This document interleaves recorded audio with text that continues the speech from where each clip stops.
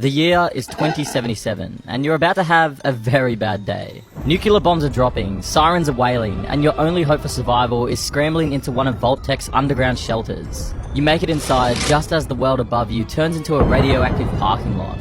Safe at last, right? Wrong. Because Vault-Tec wasn't in the business of saving lives. They were in the business of conducting extremely messed up social experiments on unsuspecting Vault dwellers. And you just became their newest subject. But which Vault was the worst one? Well, let's start with the least evil one, just to ease you in before things get absolutely horrifying. Vault 8 is basically the overachiever of the Vault world. It actually opened on schedule, and worked mostly as intended. If you're keeping score, that makes it one of maybe 3 vaults in the entire Fallout universe that didn't immediately try to kill everyone inside. Congrats! You survived the nuclear apocalypse.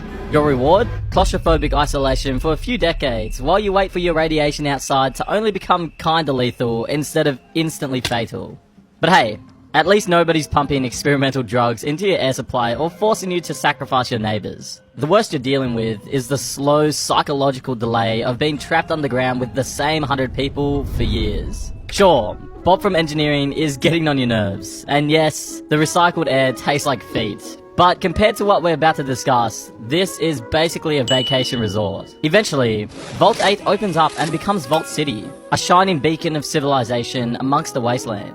And by shining beacon, I mean an incredibly xenophobic fortress where anyone not born in the Vault is considered genetically inferior and potentially radioactive. Step inside without permission and the guards will shoot you without bothering to ask questions.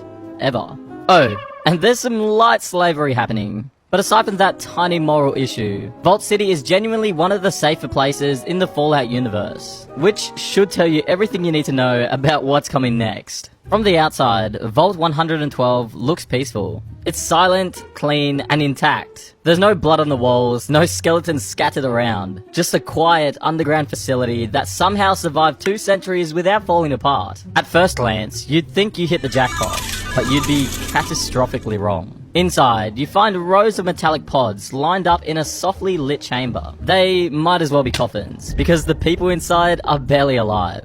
Their eyes flicker behind closed eyelids, with their muscles twitching occasionally. They're dreaming, or something like dreaming. Every pod is wired into a single virtual reality system controlled by one man, Dr. Stanislaus Braun. Vault 112 was never meant to protect anyone from the nuclear war outside. It was built as a playground for Braun's twisted imagination. He trapped the dwellers inside a virtual world called Tranquility Lane, a 1950s suburban neighborhood where everything looks perfect on the surface, but is absolutely nightmarish underneath. One day you're baking cookies for your neighbor, and the next, you're beating your best friend to death with a rolling pin because Braun, disguised as a creepy little girl avatar named Betty, told you it would be fun. Here's the really messed up part.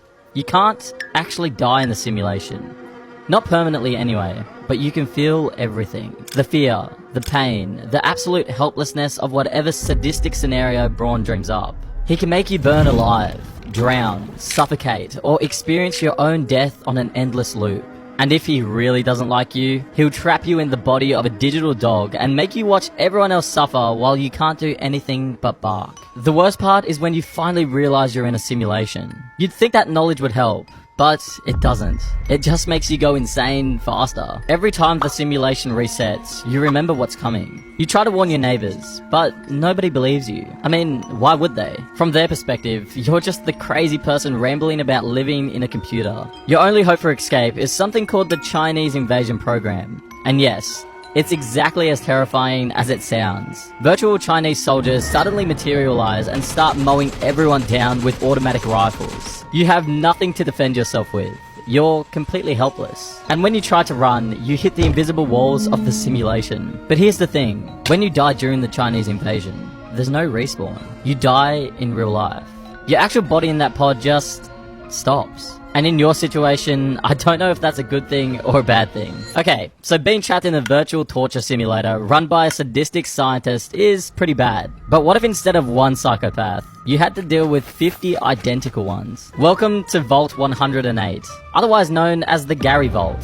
Why is it called the Gary Vault, I hear you ask? You'll see.